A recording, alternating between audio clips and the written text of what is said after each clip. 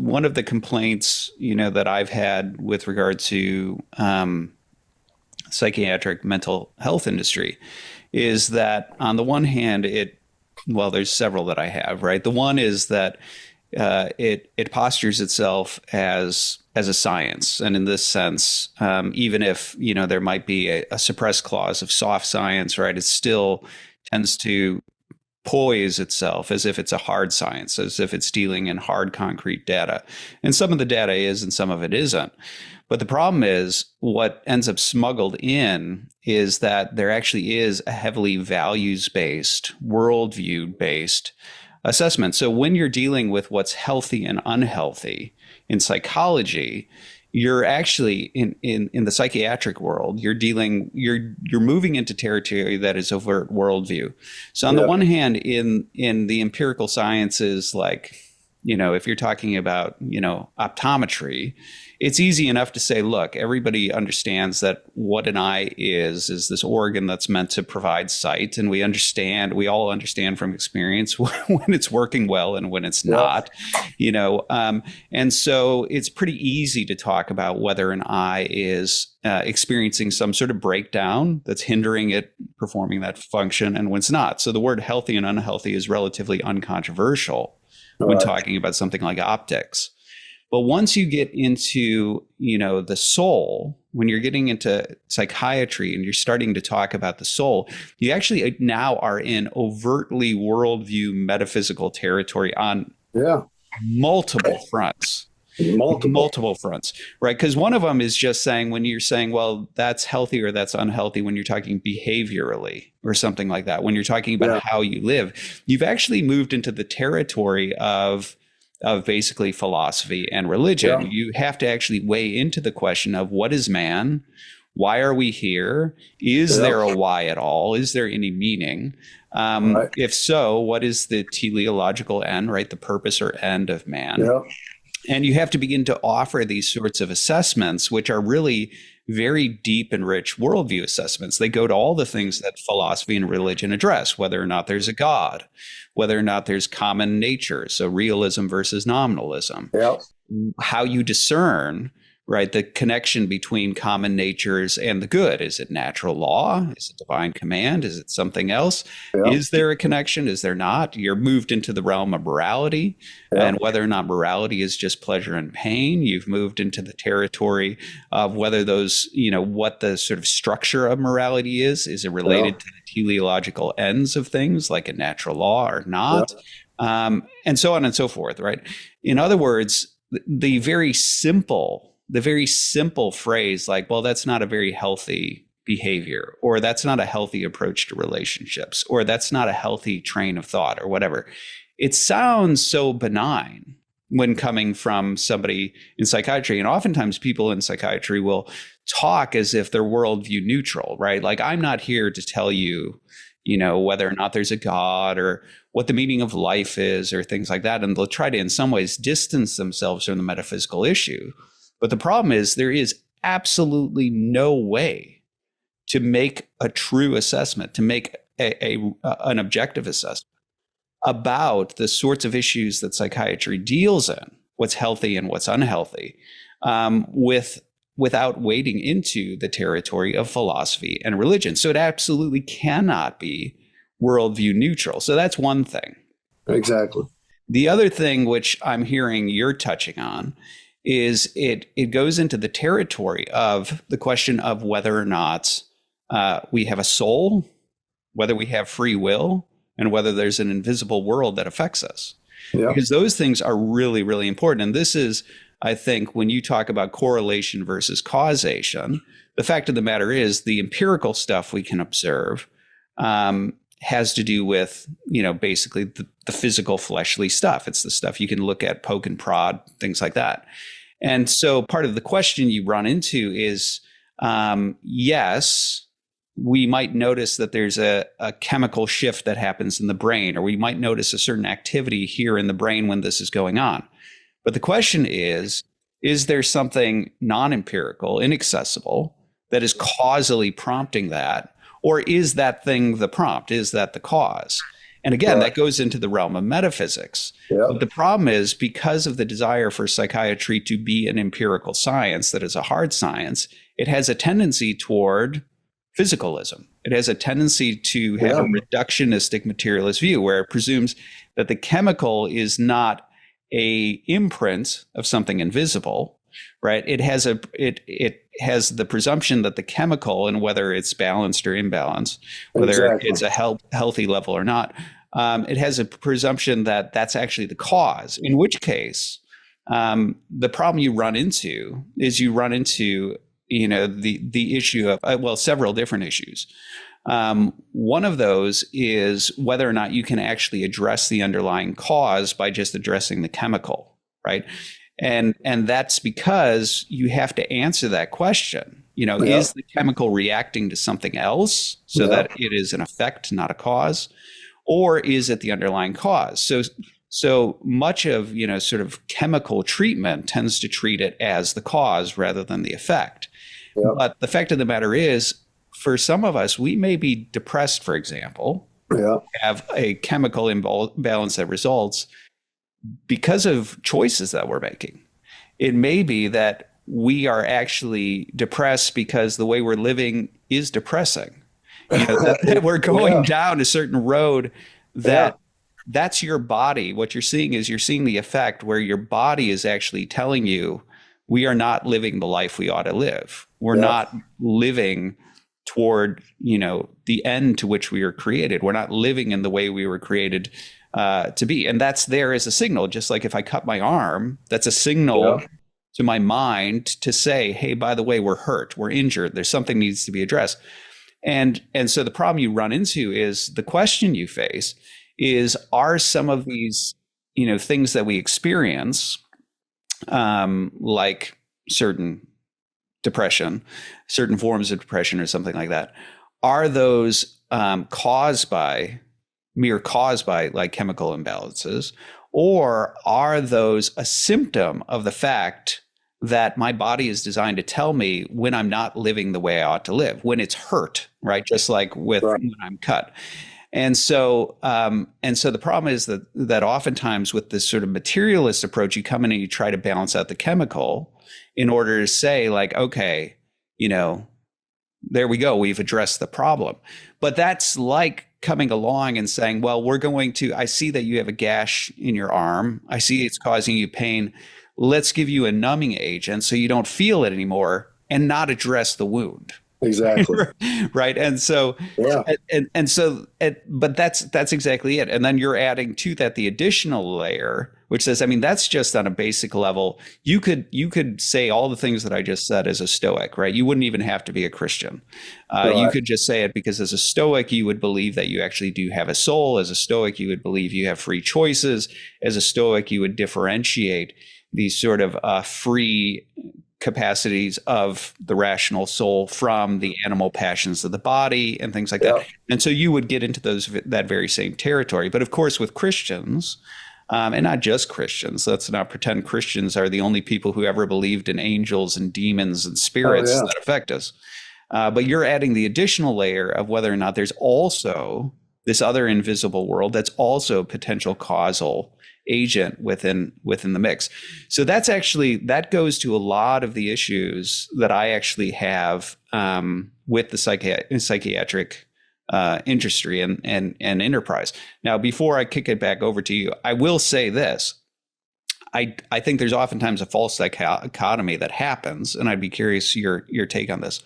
I think there's oftentimes a false dichotomy where folks who are very pro psychiatry and psychology would hear the sort of thing I would say, and they'd be scandalized because they think, well, there's people who just are born with mental disorders, and you're suggesting that they should just try harder and deal with it and so on, and so they end up in this sort of false dichotomy where it's either choice or it's medication, and there's no room ever for sort of medication or something like that.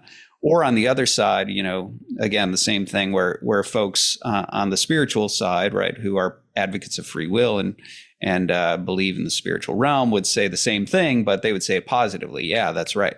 And I will say, I think that's for my part, I think that's actually a false dichotomy, and I could point to the church fathers on this if you're curious.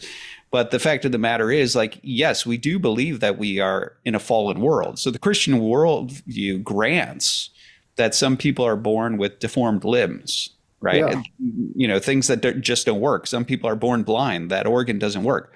And so it's not as if there's never as if there's never something that goes wrong in an organ such as the brain, right? It's not as if it's anathema to, in some ways, try to treat that. Right. Just like, if your eyes are going, there's nothing wrong with trying to treat the organ of your eyes. But the fact of the matter is, I think the proper sort of Christian perspective is that it's a two-way street. Yes, my body can affect my mind. That's why I can take drugs and it'll end up, affecting my mental state. But at the same time, my mental state can affect my body. So certain patterns of behavior begin to imprint themselves on their body. So I think the proper view is not the false dichotomy that says there's either chemicals or there's spirit, and ne'er the two shall meet. I think the actual true historical view is that it's a bilateral relationship. Exactly. The soul affects the body and the body affects the soul. So to whatever extent, if you are going to, for example, explore whether or not a certain, drug related to chemical imbalances is suitable, you have to also pair it with the question of, well, what is the soul doing? What are the patterns of behavior, right? It's a two-way street. Just like in my gouged arm, analogy. Okay, that's fine. Go ahead and put the numbing agent in so that I don't feel it. But you've got to address the gouge, right? It's got to be bold. So anyway, that's sort of how I've tended to come down on it. No, I agree with that. I asked a doctor one time. He was a psychiatrist. I said, are mental states physical? He went, are mental states physical? He said, no. I said, you're right. I said, that's the correct answer, doc. Right. Yeah. And I said, well, what if I get into a car wreck and I have brain damage? Will that affect my mental state if my brain is not working right, just like your arm could be cut off or whatever?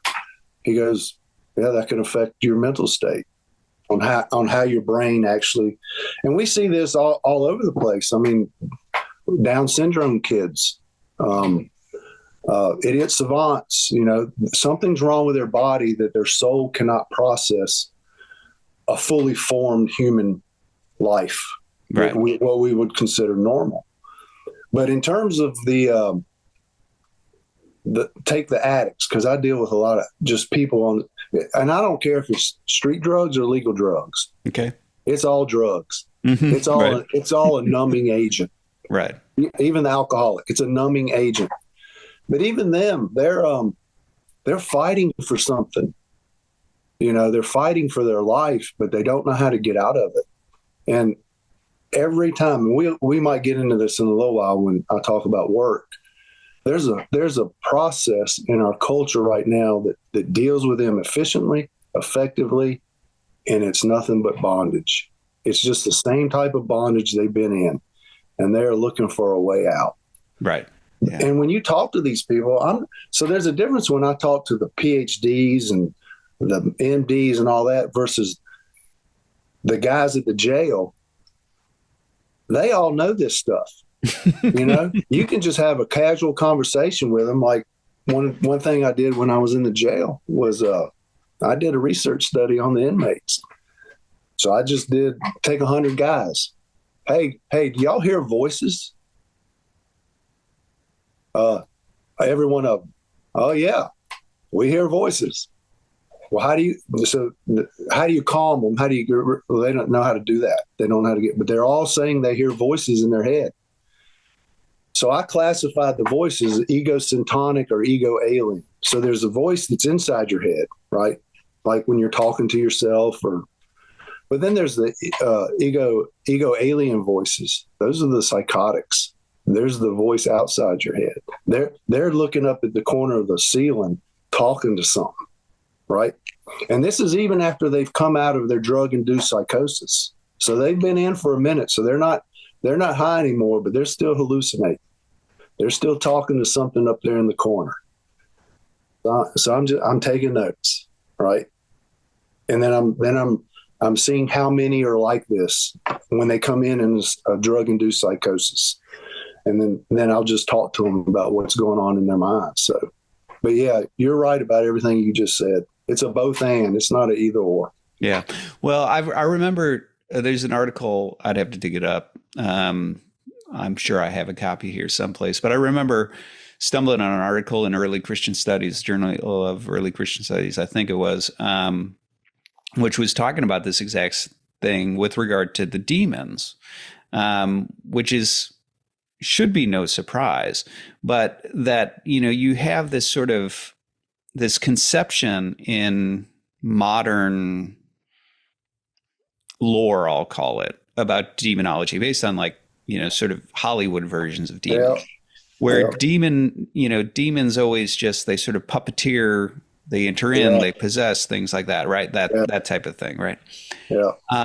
But what's interesting is, and what's also interesting is that with that, there's a presumption that obviously early ancient peoples must have believed that there was no physical causes of disease like epilepsy. It's just demons sort of shaking you and throwing you down. And so they presume that that's what's going on in the New Testament, since Jesus heals epileptics, for example. But one of the things that's interesting is when you actually trace the church fathers, they did not believe that. The church fathers believed that, they thought it was like some sort of problem in the lymph nodes or something like that. So they would grant that there was some sort of physical cause related to epilepsy, that there actually was some sort of physical disorder. But they presumed that just like everything else, what the demons do is they take advantage of and exacerbate wherever you're weak. In other words, you're in a fight, right? And you're in a fight with somebody who doesn't care about rules.